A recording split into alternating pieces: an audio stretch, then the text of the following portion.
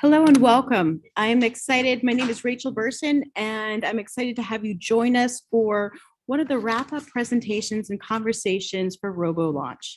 RoboLaunch is a initiative. It's a robotics outreach and broadening participation initiative that was developed by the RI Summer Scholars community. This initiative has included 1,200 registrants from around the world and over 12,000 as well views of the various videos. We're working with teachers, students, and helping to connect, especially to undergraduates that may be looking for futures in technology and sharing different perspectives. I'm very excited about today's conversation because we're going to take a look at really STEM education and making it more accessible. So much time, effort, lots of money is put into STEM education. And we know that in the United States, and our speaker will talk about also in Australia, how maybe some of the schools are falling behind according to the scores in math and science. So I am going to introduce in a moment Dr. Michael Milford, and we're going to have a discussion today about making STEM education organic through early childhood self and edutainment. So what can we do as communities? How can we reimagine the education that we're providing and also the outreach? So many of us are engaged in outreach, trying to support opportunities as well. And Dr. Milford has spent a lot of time and effort thinking about that and then actively on the ground as well. As a faculty member, Professor Milford conducts interdisciplinary research at the boundaries between robotics, neuroscience, and computer vision, and is a multi-award-winning educational entrepreneur. His research models the neuro mechanisms in the brain underlying tasks like navigation and perception to develop new technologies in challenging application domains such as all-weather, anytime positioning for autonomous vehicles. He currently holds the position of Deputy Director for the QUT Center for Robotics, the professor of Queensland University of Technology, as well as Microsoft Research Faculty Fellow and Chief Investigator at the Australian Center for Robotics Vision. He's certainly very accomplished in academia. One of the reasons that we wanted to connect and bring Dr. Milford to this conversation is for his lifelong engagement in education and his excitement about creating clarity and concision, creating opportunities for more of our communities to be engaged in math and science. So what are those opportunities there? Michael has written innovative textbooks, novels, and storybooks for early childhood, primary, and high school initiatives. And he's also worked with major movie studio representatives to rate a regular Science in the Movies review series. So it is my privilege to welcome Dr. Milford to the conversation. We'll be joined in the room here at Carnegie Mellon University and also online through YouTube. Dr. Milford, thank you for joining us today. Thank you so much, and thank you for your very generous and kind invitation, and congratulations again on what looks to be a fantastic initiative. Very well done. Look, I'll share my screen, just check it's all working, and I'll get stuck into it. All right, can you see my screen? Okay. Yes, perfect. All right, fantastic. So I guess just to start with a disclaimer, this is obviously a fairly informal talk. It'll have a bunch of my opinions in it. And I should also note, just from a conflict of interest perspective, some of this stuff is associated with a company I run called Math Thrills Pty Ltd. So it's important to be very transparent about these things. So what I'm going to talk about today is I'm going to briefly introduce my academic story, not because this is a talk about my research career or research group, but because I think the context of what all of this STEM engagement has occurred against is vitally important, especially if there are younger people in the audience, in terms of how you balance priorities, time, and all of that sort of stuff. But then really the bulk of the talk is going to be on adventures in STEM education and outreach. I've been doing this pretty intensively for 2 decades now, more than 2 decades now, which just blows my mind. And it's really going to be split into 2 phases of my life, because my philosophy and approach to this has really changed between the first sort of phase where I was doing this and the second phase. It's going to be anecdotal, fairly informal. It's definitely not a slick pitch. My research talks are often more slick pitches. This is meant to be really authentic.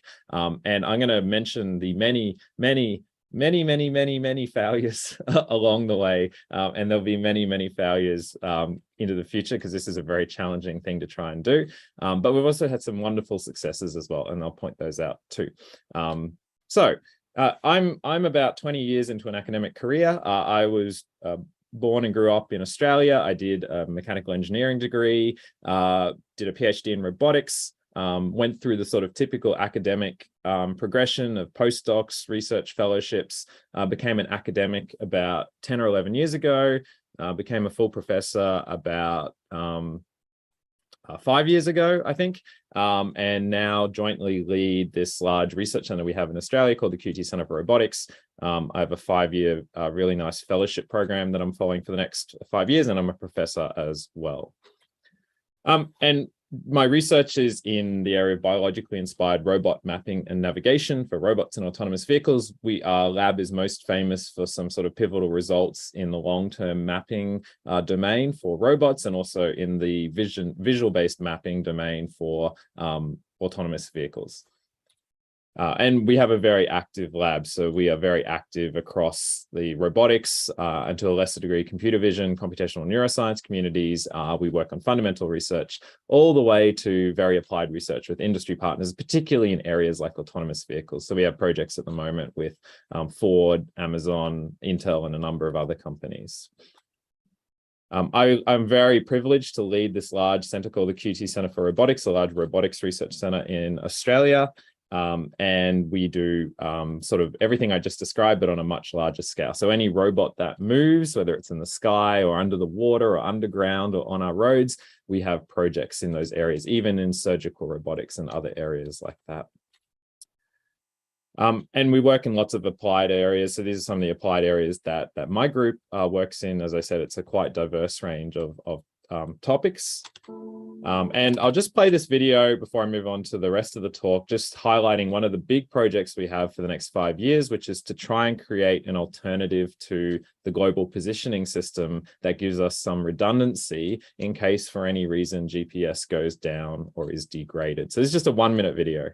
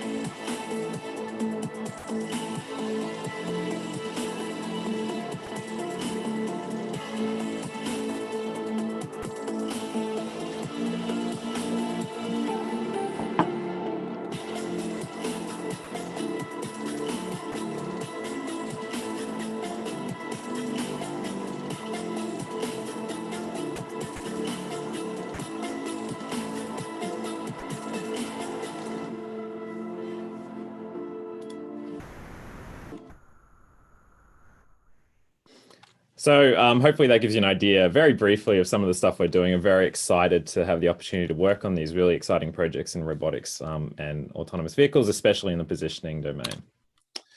So what I'm not going to talk about today is the conventional media engagement I do as a reasonably high profile academic. So a lot of academics who work in topical fields spend a lot of time on television and in media doing interviews, providing input in debates and discussions. And I do a reasonable amount of this. And I do a lot of talks and engagement as part of my official job. And so I do about 40 or 50 research and public talks or appearances a year, which I love doing. And we do a lot of advising and policy input as well. Just this week, we had the acting Prime Minister, which is the leader of Australia, the acting leader of Australia, visit our lab, which was a really great honor for us. And so we spend a lot of time interacting with politicians and government officials as well. But I'm not going to talk about that at all. I'm happy to chat about it in question time if needs be. But really, I'm going to talk about something very different or separate to this, which is STEM engagement. So back to the STEM engagement. So what I'm going to try and do is tell this as a bit of a story rather than tell it as some sort of contrived retrospective account, because I think it's important to be genuine about how these things work and all the things that can go wrong and sometimes right along the way. So I was at school. I learned that I learned very quickly that I loved explaining or trying to explain complex concepts to other people. And so I was always helping people with their homework, with their assignments, but possibly excessively. But I discovered very fortuitously that I found it fascinating, the challenge of how do you take a complex, challenging concept and break it down so that anyone, literally anyone, no matter their background, can understand the key concepts and issues behind it. And that's sort of what set me off on this journey.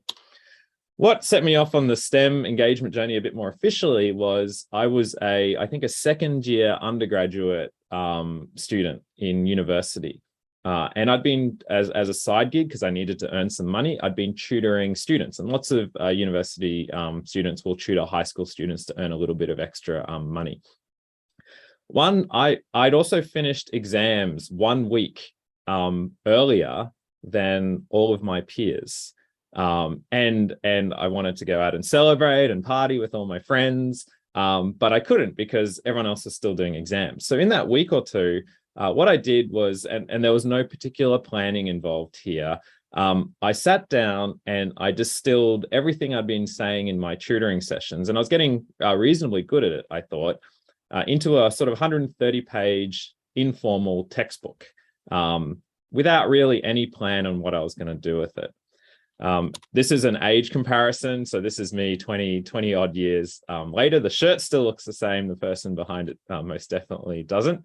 And what popped out was this book called Not a C-. The title was a friend's idea. We were discussing that I was writing a book. We were trying to work out what to call it. And at that time, a C- was a fail grade in Australia. And so he made the quip that you should call it Not a C-, because if you read this book, maybe you won't get a C-, maybe you'll get something better. And the name stuck.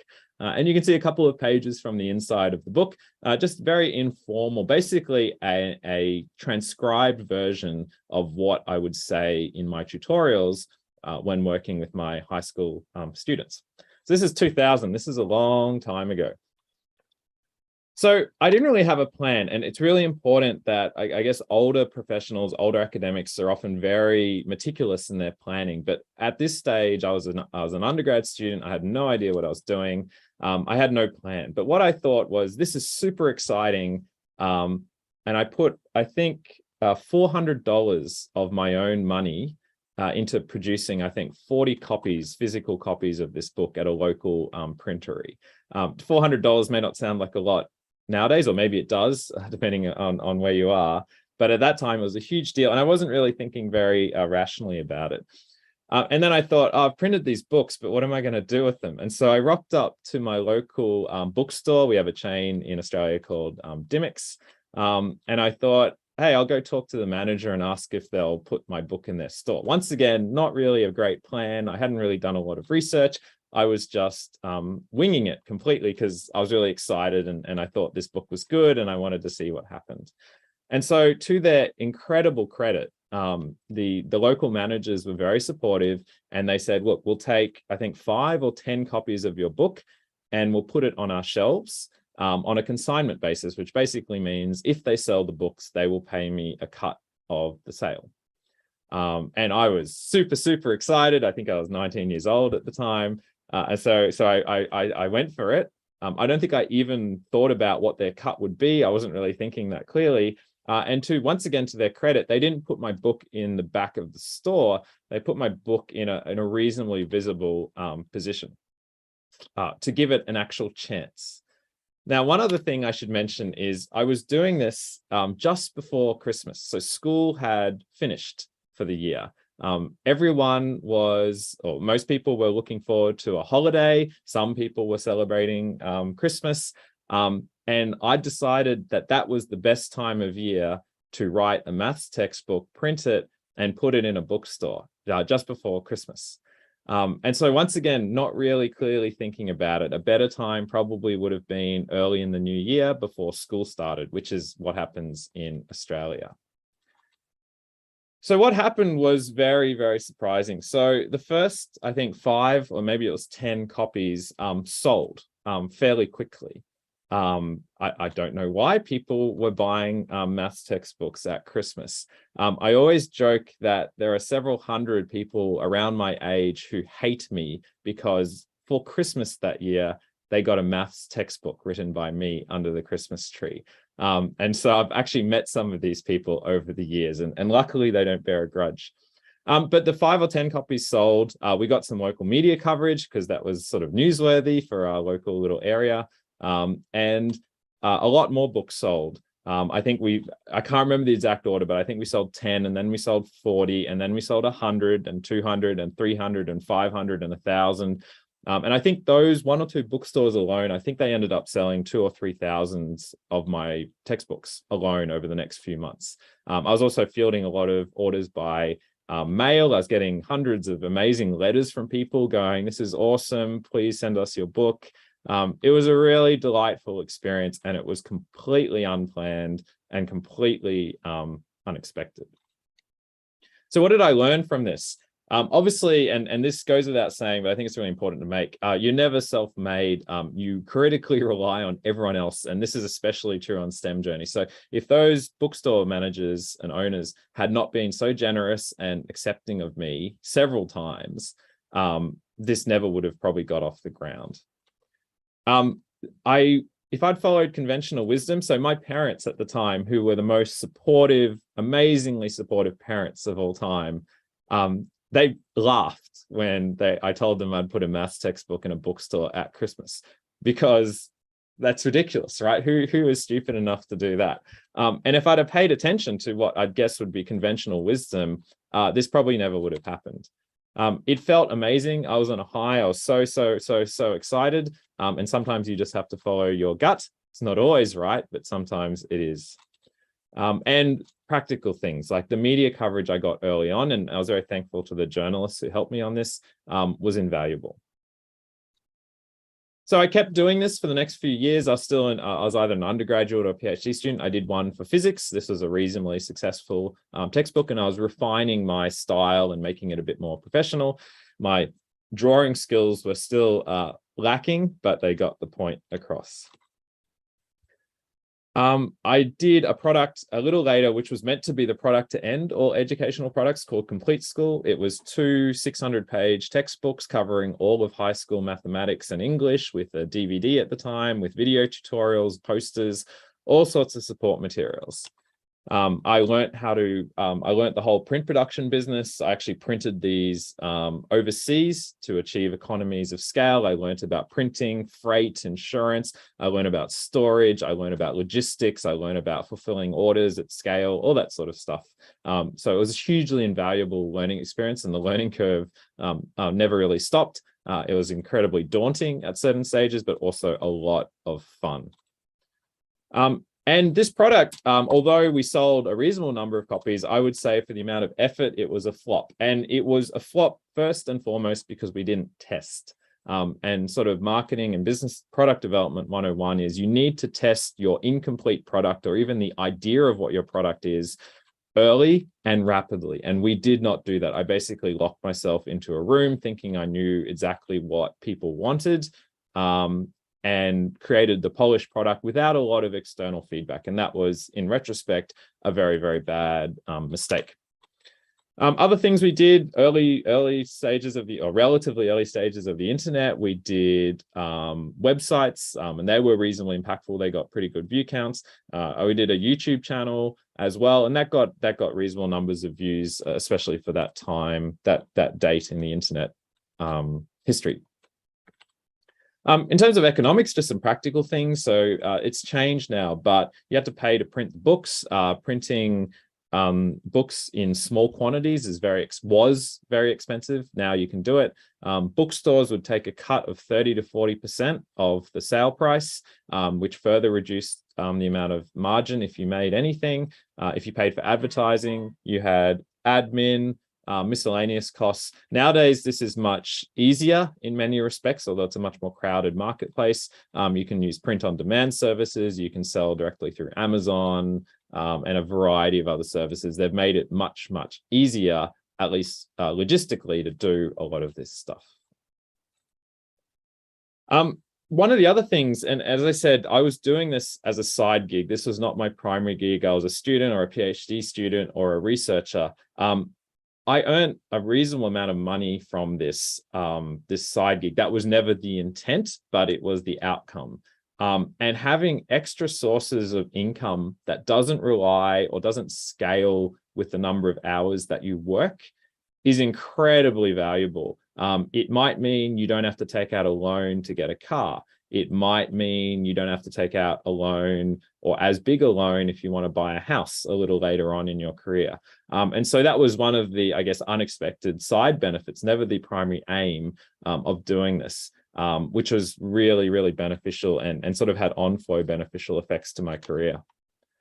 But the flip side of that is I got to the stage where pretty deterministically, every extra hour I spent on one of these projects was netting me about $200 an hour in terms of a salary. And this is 20 years ago. So that $200 an hour 20 years ago, maybe that's $300 or $400 an hour now. And I got to the stage where I was so burnt out by it because it'd been such an exciting ride that I couldn't bring myself to do extra hours of work, even though I was earning maybe in today's dollars, $300 or $400 for every extra hour of work I put in. And so I also learned a valuable lesson about managing burnout, the fact that you can't go hard at anything forever, and that even if you've got an amazing opportunity, if you're just not motivated or you're a little jaded and burnt out, doesn't matter how good the opportunity is, you're just not going to be able to sustain it. You'll feel unhappy or even sick. So that was phase one of my early adventures in STEM engagement. I learned a lot. There's a lot of unexpected sort of successful initiatives. We had some failures along the way. But then I sort of had what I call my intermission, where I was still interested in these things, but I got my PhD.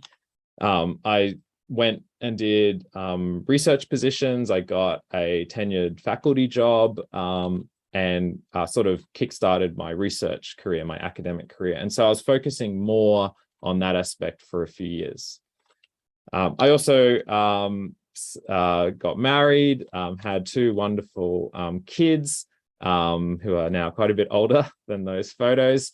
And so all of this time, I wasn't actively doing a lot of STEM engagement. There was sort of a hiatus or intermission.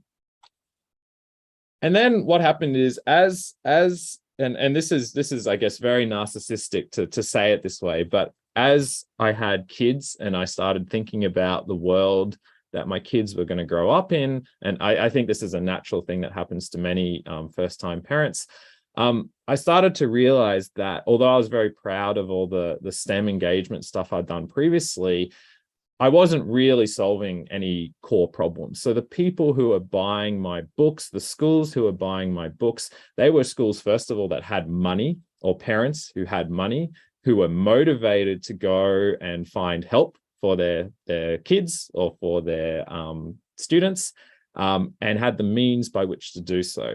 And that is absolutely fantastic and should be celebrated, but that is only a subset of society, right?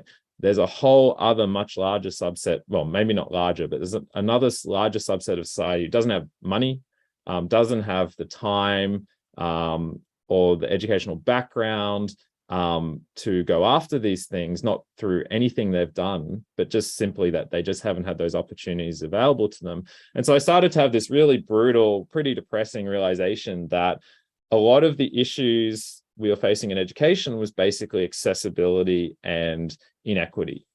And so although I felt proud about what I'd done so far, I realized they really weren't doing much to scratch the surface of the problem. And this is encapsulated best, I think, by a TEDx talk I did a few years back. What I'm going to do is I'm going to play just an excerpt from this. It's about 4 minutes in the center of the talk. Basically, I've made the case that we need to do something different in education to really reach everyone. And this is part of my pitch, which I still strongly believe now with some nuances. And I'll play that section of the talk now. Well, this brings me back to the picture, which I'm sure you're wondering about on the screen behind me. This is a scene very similar to a scene from the movie Taken 2, starring Liam Neeson, and I know some of you have seen it. So the plot of Taken 2, and to be honest, it's the plot of all the Taken movies, is that you take a random member of Liam Neeson's fictional family, you go to a random city around the world, that member is kidnapped, and then Liam Neeson has to kick ass for 2 hours to try and get that family member back. In Taken 2, it's Liam himself who's kidnapped. He's bundled into a car by a local gang, blindfolded, and driven through the streets of Istanbul and dumped in a room with no windows. He has no idea where he is. But somehow, because he's an awesome spy, he manages to get his hands on a mobile phone and he calls his daughter, who's back at the hotel in the middle of the city. And he calls her and he says, grab that grenade out of the suitcase, because he's got a grenade with him in his suitcase, and throw it out of your hotel window and onto the adjacent car park. There's no one in that car, by the way. And then he counts 1, 2, 3, 4.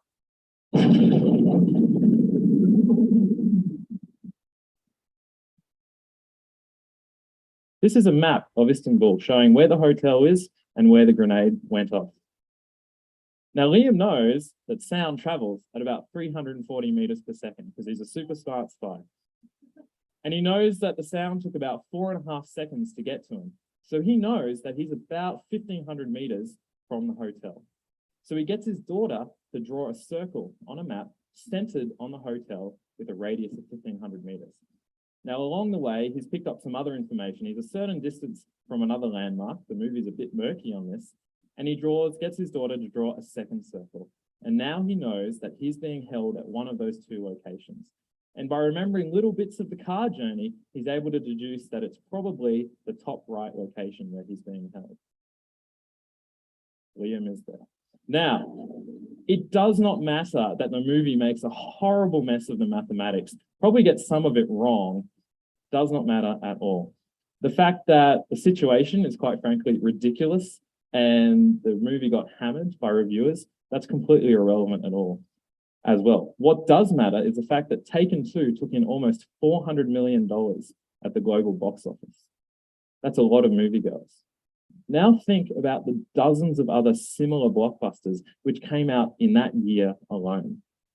Now, I am not saying every viewer will walk into this movie and come out going, oh my goodness, I know sound travels at 340 meters per second, and the next time I'm kidnapped in a foreign city, I should throw a grenade out my window and listen to how long it takes for the sound to get to me. I'm not saying that at all. But some people will step at that movie with an understanding or vague understanding for the first time that things like sound take time to travel over a distance. And that the amount of time a sound takes to travel from point A to point B is related to the speed of the sound and the distance.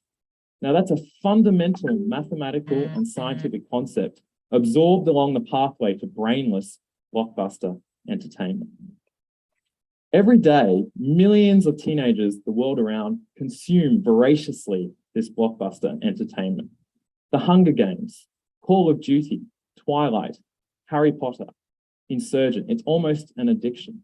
I believe that this mass consumption of culture can be the savior for our education system.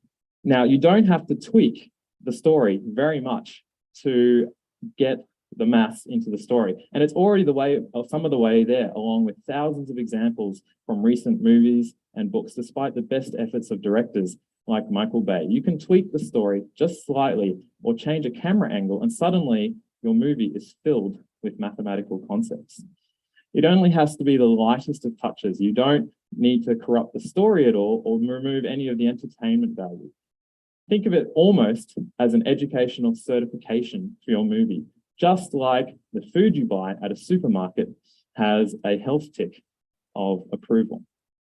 Then, when your students come into class teach to that material.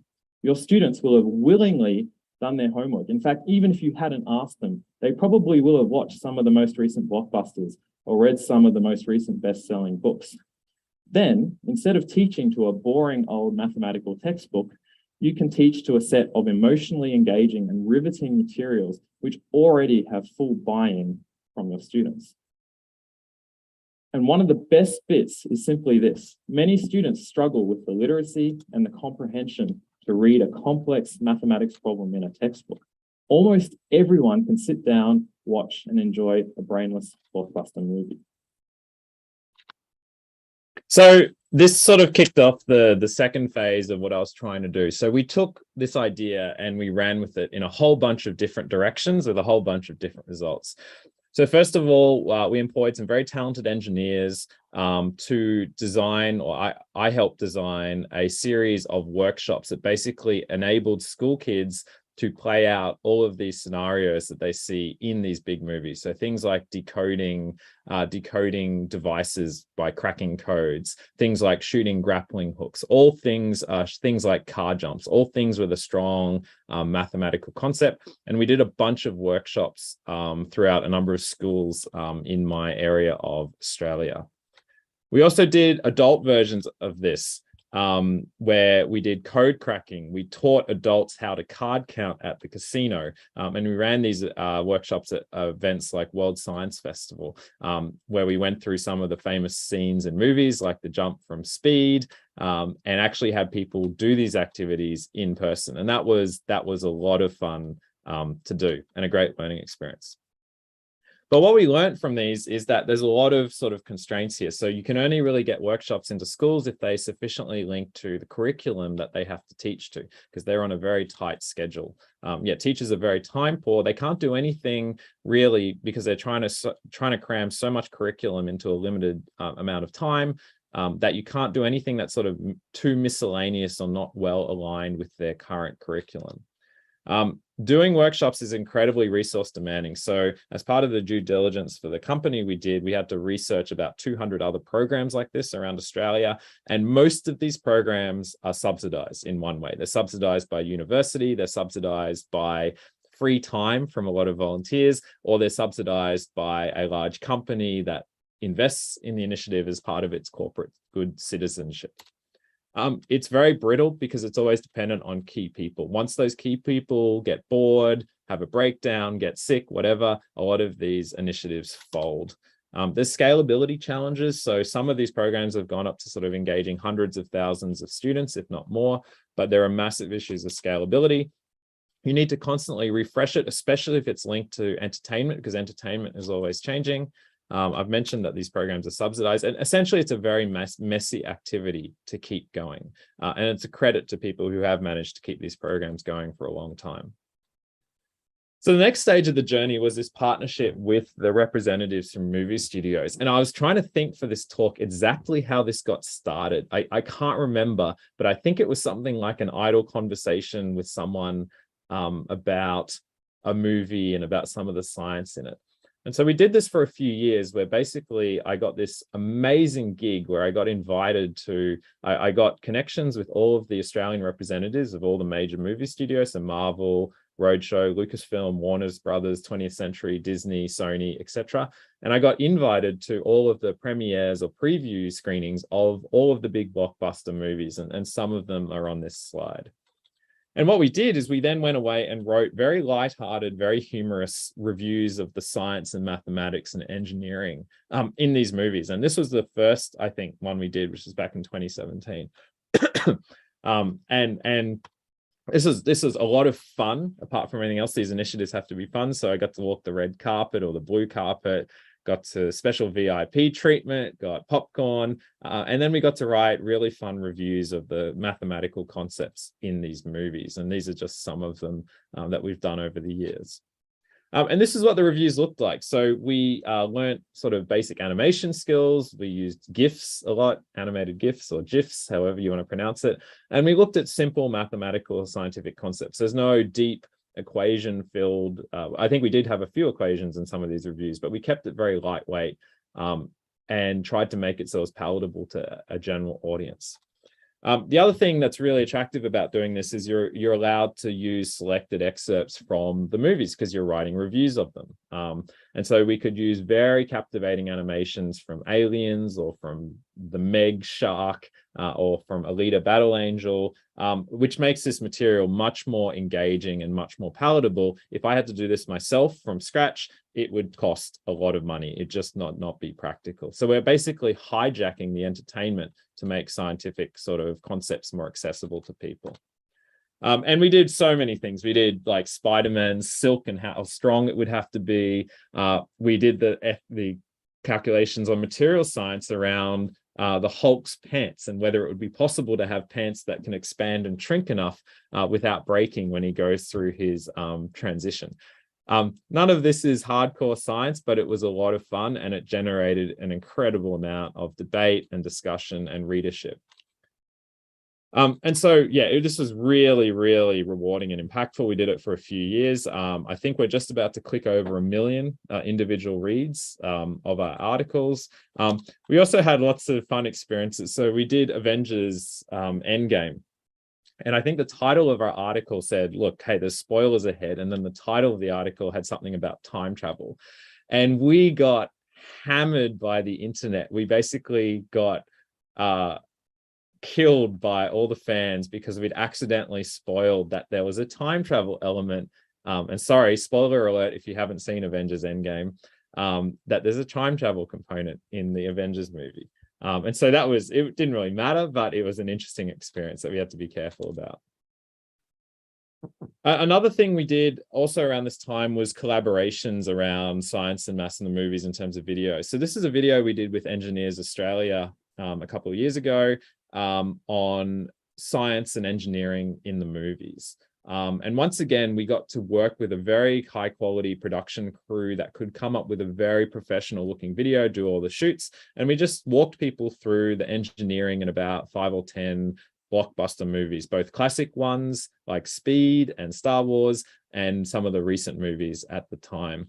It took me, because I've been doing this sort of nonstop for several years, it only took me like a day or so of work to do this, whereas to do this from scratch by myself, it would have taken months and months and months. And this video got picked up by the YouTube algorithm, and so it went sort of semi-viral. I think it got about 750,000 views and a lot of comments. And if you want to read some amusing comments, go look up the video. It's called Engineering in the Movies. And my favorite comment is I start the video by saying I'm not in the FBI or the CIA. And that's someone's top rated comment was, that's just what someone in the FBI or CIA would say. There's lots of comments throughout, which are wonderful to read. Another project I had a crack at, and as you can see, there's not necessarily a detailed plan here. I'm trying a whole bunch of different stuff and seeing what works and what doesn't work.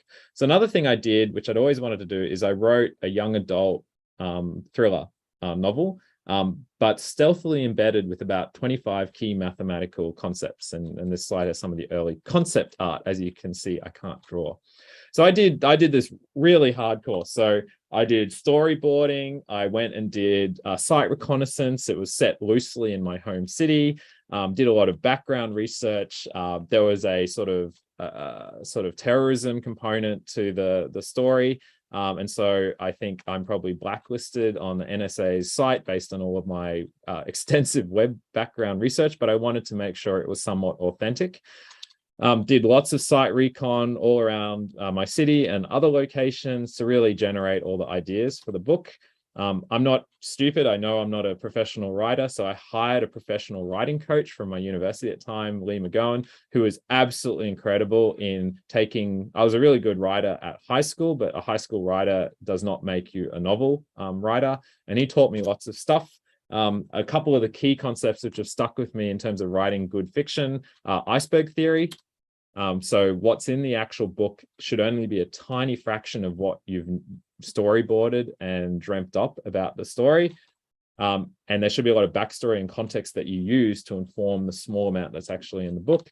And also the classic, you should always show people what's happening in a novel, not tell people explicitly. And so those two and some other practical advice were enough to write what I think was a pretty competent novel. By this time, you could get single books printed very well through print-on-demand services for quite reasonable rates. So that's one of the early drafts of the book. And also around the same time, I founded a company called Math Thrills Pty Ltd. I got investment from the commercialization arm of my university. I also got money from a number of other foundations and prizes and used that to sort of bootstrap the company. I also did a revised version of the novel. So once again, knowing your limits is important. So I managed to collaborate with this amazing author, Gemma Polari, and she helped me rewrite the novel from scratch to be much, much better and more engaging for a young audience, which was also a great learning experience for me. And so this is the current book. You can find it on my store, etc., called Code Bravo. And this is just a shameless plug, but I can't avoid the temptation. It is script ready. So if you have movie industry contacts, please get in touch. I would drop everything to make this into a movie. That would be so, so cool. What did I learn? Writing a novel was challenging. I used a lot of apps to help me. One was Habit Streak, which meant sure I did some writing every day for 100 days straight, whether I was sick, whether I was traveling, whether I was busy. I worked on the book every day for 100 days. And yeah, know your limits. I also had an accompanying maths in fiction textbook, which was sold as part of the educational package called Maths in Fiction. This contained a detailed analysis of all the mathematical scenarios in the book, like wingsuit diving, a bunch of other scenarios, fictional scenarios. This is sort of some of the worksheets that you could have in it. And this failed because it was too edgy. So I tried to write an edgy novel that was consistent with young adult thrillers at the time, and I got hammered by school people because it was too violent, it was too edgy, it was too confronting for teenagers. It didn't meet the requirements of what should be sanitized education in schools. So I had a crack at it, and I would say this was a very good learning experience, but I think I pushed too far to the edgy component. So I toned it down, but basically that defeated the very purpose of it, of being attractive and relevant to the audience. And yeah, so yeah, you can't satisfy everyone all the time. So the final stage, and this is sort of the thing I'm most active in now, is kids' storybooks. And so I sat down and realized that it's much easier in some respects to write sort of for a younger audience. And so I started doing storybooks for kids. Once again, not particularly well planned, but just to see what would happen. One of the things that's really important to note is even if you are very bad artistically, there's lots of resources you can use to make very attractive visuals very easily. You just have to be technically competent at it, even videos. You have to be aware of bias. So stock imagery is very full of bias. So if you look up racing man, this is what you get. If you look up racing woman, I've blurred this for appropriateness, you get totally not representative images. And this is something we have to be careful of. As well as in terms of making sure you have the right representation in your books. And so this was female sanitation workers, but then you don't realize that they're wearing high heels. And so these are all the things you have to really double check and triple check. Otherwise, you're doing more damage than good. I did a bunch of on STEM storybook. I did space and astrophysics, artificial intelligence. The most recent one is a complete guide to autonomous vehicles. Lots of cool visuals, getting much better at this, very comprehensive. And kids read this, but also CEOs read this, which is always a lot of fun. These are some of the pages inside these books. As you can see, you can create very attractive visuals, but most of this is compositing of existing purchased stock photography and imagery. And these have been really successful. So we've sold these, I think, to at least 35 customers in at least 35 countries and a very diverse range of countries, which has been fantastic. We've also used crowdfunding along the way. So we've done 5 successful Kickstarter crowdfunding campaigns for this work. This is not so much to generate the money, it's to test the idea and to test the interest in the idea and to help generate the network of supporters.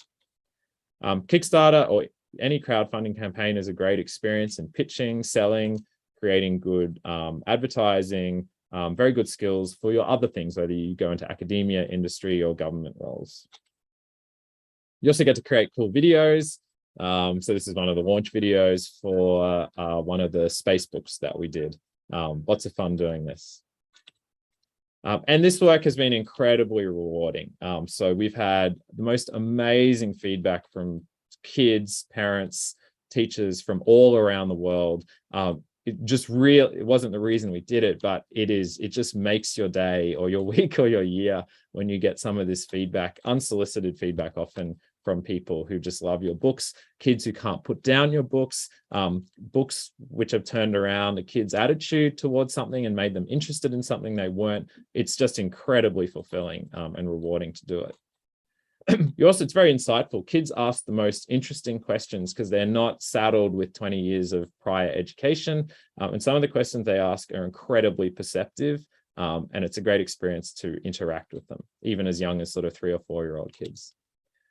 This initiative has also enabled us to focus much more on more marginalized communities. So we do a lot of philanthropy, giving away books and engagement with remote or rural communities in Australia, Indigenous communities as well. And we can do this very cost effectively, which means we can achieve scale, which is fantastic. All right, so just to bring it home, I think I'm pretty much on time.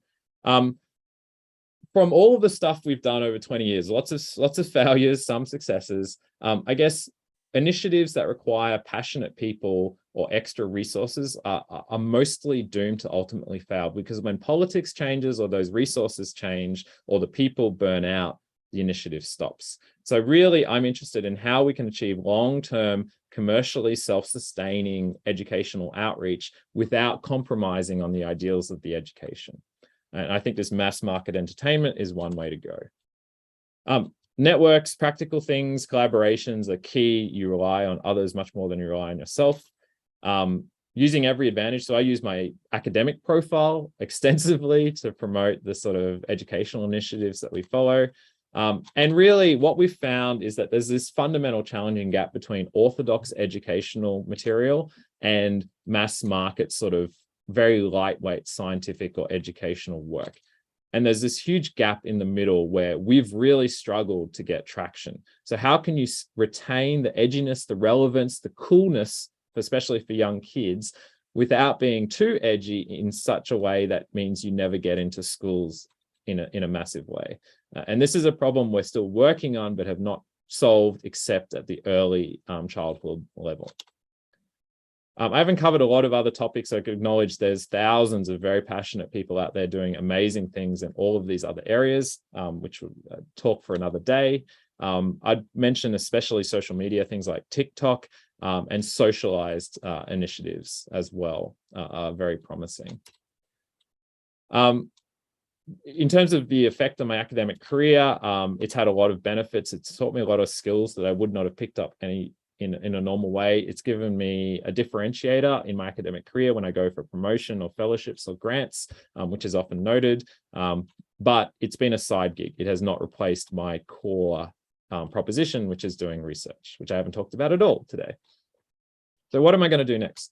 Second plug, movie. So I would love to try and make this into a script and a movie. And I even have a character in my book that was specifically written for Hugh Jackman. He plays a cranky, old, grizzled detective. More kids' books are definitely on the way. One of the ideas I've been developing is a STEM superhero book range for kids, which I think could be really, really exciting and cool. Here is a bunch of references. I will share these slides with the organizers, just to the TED Talk, the viral YouTube videos, and some of the other resources. And yeah, that's it for me. I hope that all came through okay, including the videos. It's been really great to talk. You can tell I'm very excited and passionate about this. And I'd love to talk further with anyone who's interested. Thank you.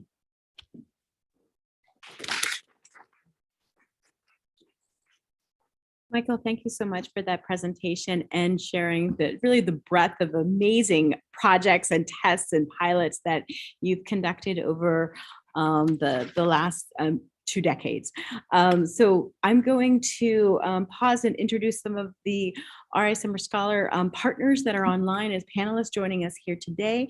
And we've also collected some of the questions from the room.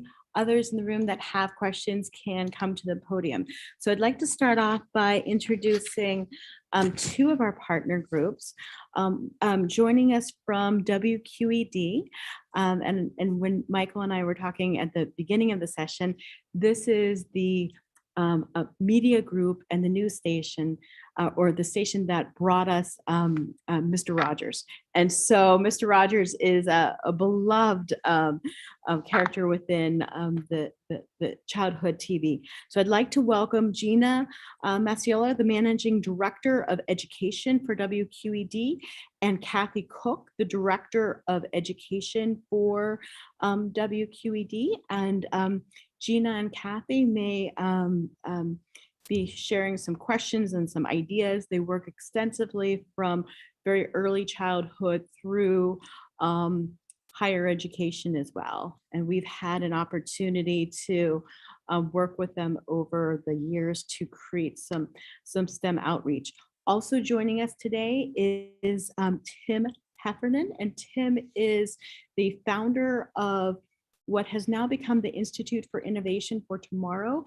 This was a rural robotics group and serves about 25,000 students from underrepresented backgrounds, less privileged backgrounds, with about 50% of those students getting free or reduced lunches at their schools. So I'd like to welcome those panelists to join us.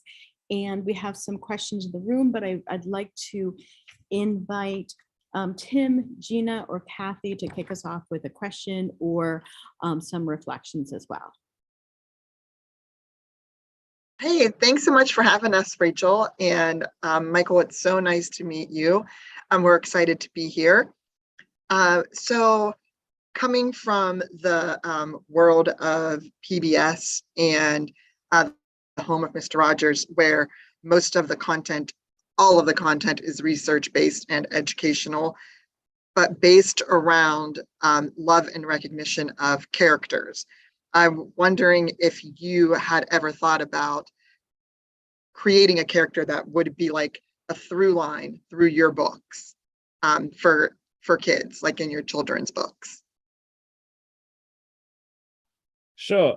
That's a great question. And I guess this plays to recognizing what your own strengths and weaknesses are. So one of the reasons I got professional authors to help me was that I discovered that I could write plot and action quite well, but I was really poor initially at writing empathetic, engaging characters. And so that's something I had to do a lot of learning to get better at. I'm still not great at it, but I'm better at it than I was when I started. Having continuity through the books, I think, and the potentially the media stuff is incredibly important. A lot of the prototype, very popular action series that are around now in books have continuity of one or two core anti-hero characters, for example, throughout them. And I think that arguably does increase the engagement of people with those book series over time. It's something I haven't got to yet because I haven't done a second novel or an ongoing series of kids' books yet that are all connected, but it is a very good suggestion and something that we're actively considering.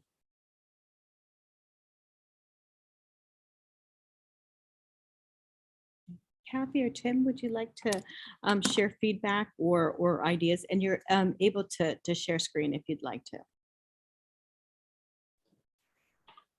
Sure, I'll hop in. Dr. Milford, absolutely fascinating hearing your story from your college days through today. I guess my question is, coming out of the pandemic, we've worked within our ecosystems to create resources for kids. And I was just curious, you kind of left off your story somewhere right around there. What, during the pandemic, was there outreach or opportunity for you to engage? And did you see people gravitating toward your resources because they couldn't be meeting face to face in school? Sure. Yeah, I think the pandemic obviously created a lot of challenges, but also opportunities. So once again, not through any particular planning, we released sort of 2 or 3 of our most impactful young kids books in the last 3 years. And because of the wonders of modern platforms, the pandemic essentially had no real negative effect on that, and probably a positive effect because everyone was flocking to online resources. The other thing we did quite a bit of in a very ad hoc manner, but I'd love to do this more formally, and I assume you guys do this much better than we do, is we did a lot of online Q&A with school kids, video answers to questions sent in by school kids. I just did some yesterday on this. And once again, that's something that has huge scalability. It's not the same as face-to-face, but it can be pretty enriching, especially if you pair the pre-recorded answers with an interactive session afterwards. Thank you, Michael. I'm finding that the questions that many of us are grappling with similar issues, trying to get, how do we go to scale? How do we utilize the resources that have really crystallized in front of us that we need to use during the pandemic? Kathy, did you have a question or comment that you'd like to share as well? Sure. Sorry, Gina and I are in the same space. Sorry about that feedback. So I was going to ask you, I find it interesting that, you said you would drop everything to make a movie. And so you have your books and you want to use another modality, to get it on video. I'm wondering what other modalities you're using. Have you come up with hands-on activities? What else are you using to support your books? Sure. So we started before the books with hands-on activities. So we did the conventional thing, which was try and develop a series of really engaging hands-on workshops with kids, where kids got to live out the more palatable scenarios from these big blockbuster movies.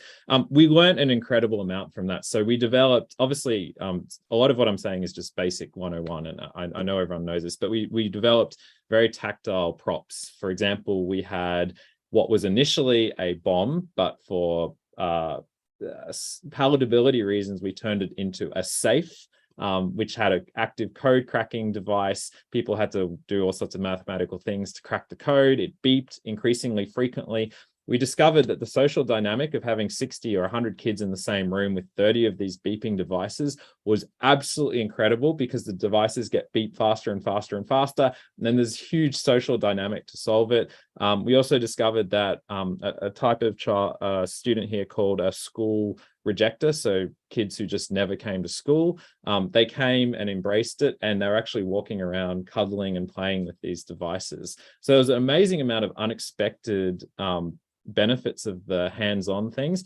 But I'm taking also, I think the challenge in this field is you have people who are passionate and idealistic about trying to make a difference, but that does not pair with the cynical reality of resources, scalability. And so I'm trying to maintain these two completely different personalities that takes into account the fact that the props and in-person workshops, fundamentally, it's almost impossible for them to endure and sustain and stay fresh over the long term. And I'm interested in an initiative where if I drop dead, or the other people helping me drop dead, it has inherent enduring sustainability and impact. And I think that's very hard to do with physical hands-on workshops and interactions alone. It's part of the solution, obviously, but it can't rely primarily on that, in my humble opinion. And sorry, so working for PBS, I feel like they cover those modalities for us. So there's always videos, songs, digital games, all of those things. And they rely on the stations to come up with those hands-on activities and find ways to engage not just the kids, but their families and our community partners and schools and libraries and all of those things. So it takes a whole team and a network to do it for PBS. So it's a difficult thing, but that's interesting.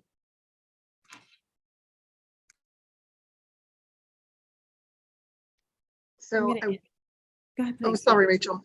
I was just going to say, one of the things that we've discovered here in Pittsburgh as part of trying to expand our work and not overload our human capacity for what we can do is create those train the trainer models. And then, so we've really tried to work with systems, right? So family centers, libraries, schools, and figure out how do we create the connections to the people who are working on the ground with the students, so that it's not always us delivering the message, and creating those kinds of toolkits and facilitator guides that can then help push the content out.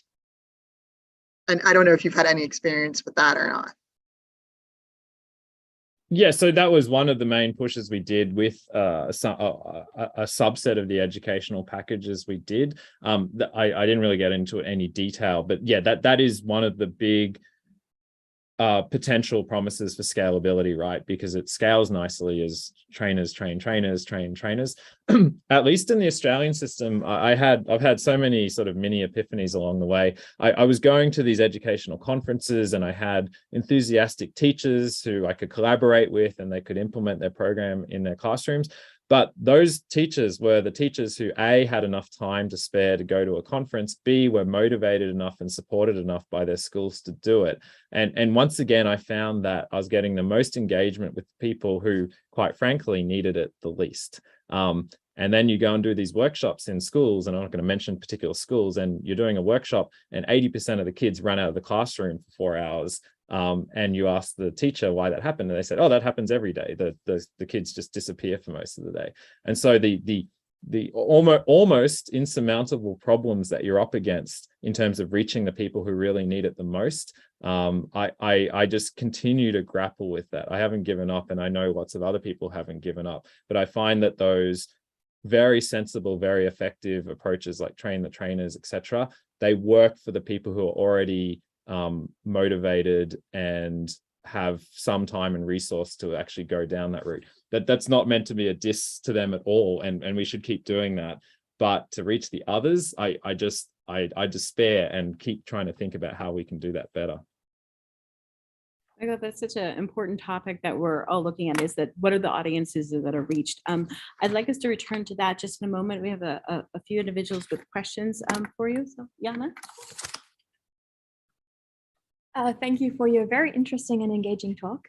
We talked a lot about scalability and how we can reach people. And I think the easiest would be to somehow incorporate a very interesting curriculum in school, because that would be essentially an easy fix. But I understand that it's like very hard to work with governments and it takes a lot of time to actually push things forward.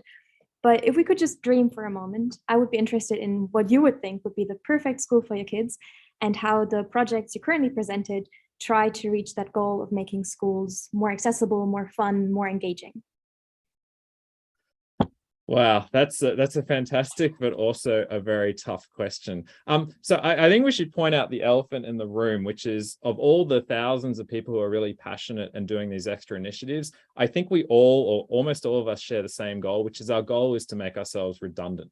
So all of these extra additional stretch initiatives, really the ultimate aim is to make the core educational experience so good that you don't need any of these additional activities. So that's a utopian dream, right? Practically speaking, you're completely right in that these are all in effect Band-Aid. I'm not saying you're implying this, but these are all in effect Band-Aid solutions to a current set of challenges, right? And always the most effective long-term solution is to fix the core, to improve the core system. And once again, I'm not saying that the teachers in this core system aren't doing the most amazing job, but we know there are systemic challenges all throughout education systems in most of the world. I think the challenge, and I've known a lot of individuals who I respect incredibly who've done that route. So they've gone into the official educational system. They've spent decades working their way up through the system. And the challenge to do that is to not lose sight of the original motivations that got them into the system, because they have to do all sorts of political maneuvering. There's just constant compromise, ranging from ideological to practical funding issues. And so by the time they get in a position where they can influence those strategic things like curriculums, it's very hard for them to sort of make the right, well, there's no absolute right, but make the right changes. But in terms of what a dream, that's a good question. And I must admit, I don't have a good answer, so I probably shouldn't say anything. But if the dream would be basically, I think, a much more individualized educational experience that is much more coupled with what people are actually going to end up doing post-school or post their education, and which recognizes the challenging but exciting fact that a 14-year-old training now in an educational system is probably going to be doing a job that none of us could envisage doing in 5 or 10 years' time. And so the system has to embrace massive uncertainty about the skill types, the jobs, even whether we all have jobs in 50 years' time, or whether we transition to one of these utopian science and arts focused societies where the robots do all the menial tasks. I don't have a clean answer. I do respect that there is a number of very incredible people putting immense thought into exactly what you just asked. And it is the ultimate solution. All of these additional things help, but we need to solve it at the core level.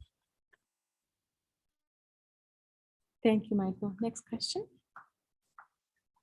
Hello, I'm especially interested in this area of high schoolers, for example, transitioning towards college and the academic world in general. You talked a lot about addressing middle school, kindergarten, like younger kids, and sparking the interest.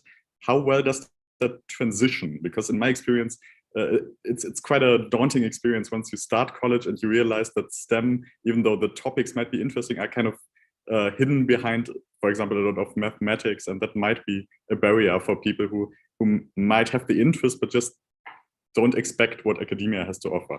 And is there anything you have done in that regard and looked at that? Oh, that's another great question. I guess two things to say to that. First of all, the battle does start much earlier. So there's now, I didn't put a lot of references in my talks because I didn't want to get bogged down, but there's a lot of very good evidence that shows that, for example, getting more women into STEM, that battle is won and lost at ages sort of 6 to 8 years old. And beyond that point, you're sort of fighting a losing battle. And so that is part of the reason why we focus not just on high school kids, because a lot of the battle's been won or lost by that stage. So focusing on kids who are 4 years old, 3 years old, 5 years old, I think is where the largest delta in attitudes towards STEM can be made. I think there's a lot of other stuff that's been said about this sort of intimidation and dauntingness of STEM careers later on when you're considering university. There's been a lot written about the fact that people have this incorrect assumption that physics is, for example, is this incredibly daunting thing for geniuses only, and that things like engineering, coding, and the hard sciences don't now involve very substantial amounts of creativity and humanities aspects. These messages are starting to come through, but they're not through completely. I think if we can do a better job of that, then we'll start changing those attitudes about what careers to choose out of high school. And in terms of what we're doing, I guess inherently what we're trying to do is combine creativity and sort of STEM concepts. And people talk about STEAM, where the A is, I guess, arts. We are trying to do that through our books, through our movies, to show that it's really much it's all of these disciplines together. It's not typically someone just deriving equations on a board. Sounds obvious, right? But those perceptions are still systemic throughout society. Great, thank you very much. Before we transition to another question in the room, I'd like to pose a question for Tim and Gina and Kathy, drawing upon your expertise. And then after this next question from the room, we'd like to turn and ask you. So Michael talked a lot about higher education. You talked about sustainability, getting to scalability, and also about passion, and that there's such good intentions across so many departments, whether it be graduate students, undergraduate students, the faculty of the lab, that want to contribute to STEM education in a meaningful way. And so from each of you, from your perspectives, after we take a additional question in the room, how can higher education, what are some meaningful ways that you'd like to see partnership? And Tim, maybe this is specifically thinking across the schools or community centers. How can higher education, as professionals, as labs, as researchers, how would you like to see us engage? How can we be more meaningful, thoughtful partners?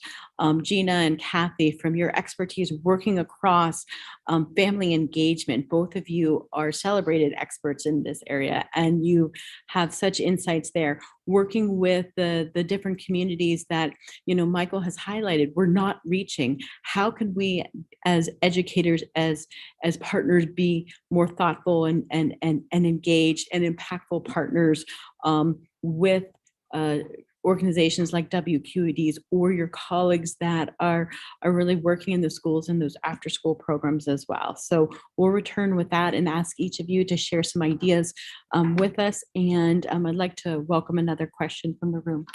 David? Hi, I thank you for a very enjoyable talk. I have just a quick question about the distribution decisions for your latest book, the AI book and the autonomous vehicles book. I know they're available on your website, but they're not available at Amazon. I wonder if that was a conscious decision and what led to that. Sure. So my effectiveness, that's a very good practical question. And the effectiveness of these programs is just as much reliant on practical considerations, not just the sort of ideological considerations. So the risk of me burning out is based on the amount of administravia, taxation, business management, company management things I have to do.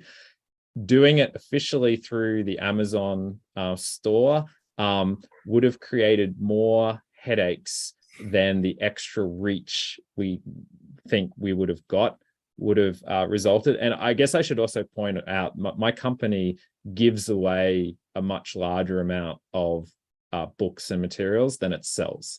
So we sell enough to make it economically self-sustaining, but our primary aim is to maximize impact. So most of what we're doing is giving away books all around the world. Thanks. One more thing I should mention, just to state the obvious, but just so people don't think we're not aware. We talk about reaching the areas of society that most are in need of education. But obviously, if someone is starving or hungry or in an unstable home environment, nothing you do is really going to make much of a difference. And so there are systemic other issues that we can't directly help with, but which nonetheless should shape our strategy in this area. So Tim, Kathy, and Gina, as you've heard some of the questions, as you're thinking about that, I think collectively we're struggling with the question and different approaches of reach, impact, how to measure that. I would like to invite you to share perspectives from your decades working with teachers, working in the community, working in the schools of, how we can be more effective partners, more intentional and meaningful partners in that reach. And Michael provided so much inspiration for all of us and different ways to approach this. What are some thoughts or observations that you'd like to share with us? I'll go. I think the question of what's an ideal school, when we're thinking about partners, being a multimedia station, we don't have students, we need to partner. And so I think, Rachel, your question about how can higher ed be more intentional in that, it's knowing that you are a partner in a child's education and that education is not just within the four walls of a school, that we are looking for ways to work with higher ed, community partners, schools, libraries, anywhere, because, and I think this really became apparent during the pandemic, is that, we need parents and caregivers to be part of that equation in educating children. We need not just teachers, but we need all of you. And we need this network of folks really all pedaling in the same direction to raise that up. And I will say, that's not to say we have the answers. I don't think anybody has figured all of this out yet. But if we're all rowing in the same direction, hopefully we'll have significant gains in helping kids. Gina, you want to add to that? Yeah, so I completely agree with Kathy. I also think that it's really important that we have engaging conversations with educators and families, and that we don't assume that we know what they want or what they need from us.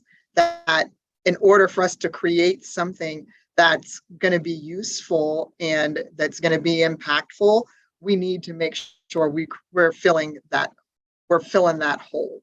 And so I think that I don't know. I just think a needs assessment of, and it's not going to be the same for every place. So it's doing a really wide breadth of a needs assessment across lots of different communities and across lots of different, spaces to figure that out, and then creating something that's malleable enough that people can use it how they need to and implement it in a way that's meaningful to the target audience that they're working with.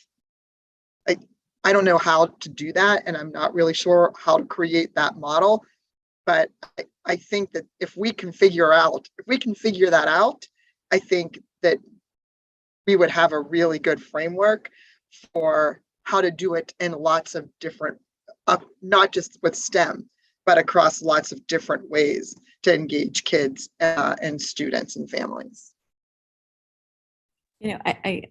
Kathy, one of the things that you said about, rowing in the same direction, there was a interview that Tim and I were in as we were gathering some information where the feedback was, we're all running a race, but we need to start to run the same race. And it is amazing. And I think there's a need to connect those ecosystems. Michael, I'm so excited to learn about some of your books, especially about the autonomous cars. I know Tim is nodding. We have programs where we can't wait to reach out to you afterwards to see how we could maybe connect your resources in and just tremendous work that you've done. And I think that it's a lack of awareness. We're not connected in a way, and we keep doing a duplication of services or materials, and we'd like to see how we can collaborate across that. So I see so many possibilities coming across from this. Tim, what would you like to share and ideas to add there? I think I may be stealing a little bit from everyone here, but Dr. Milford, I think one thing that I hope you can appreciate is just the value of something as simple as a 45-minute talk to kids. What you've brought today, I can't deliver that to my students. I don't have those life experiences and understanding. And just what you've shared with us today, I picture a room full of my kids taking that in and how powerful that can be. So Rachel, I guess as far as what can post-secondary do, this is the basic, and this is still wonderful. And then I think it goes as far as to what both Kathy and Gina said, in that, these conversations, and Rachel shared that we've been having some, it's getting everybody in the same room to make sure we're pulling the rope in the same direction and find out what the true barriers are, community by community, and then figuring out what pieces they need, because it's not a one size fits all. And we've seen, and just from the people that are here today, we know that the people that are out there that are willing to do wonderful things for kids, it's just being able to get everybody together and slow down enough to execute some of those things. I'm going to see if there are any last questions from the room or comments to add to the conversation here. We're going to wrap the YouTube and then have wrap up with a quick conversation in the room.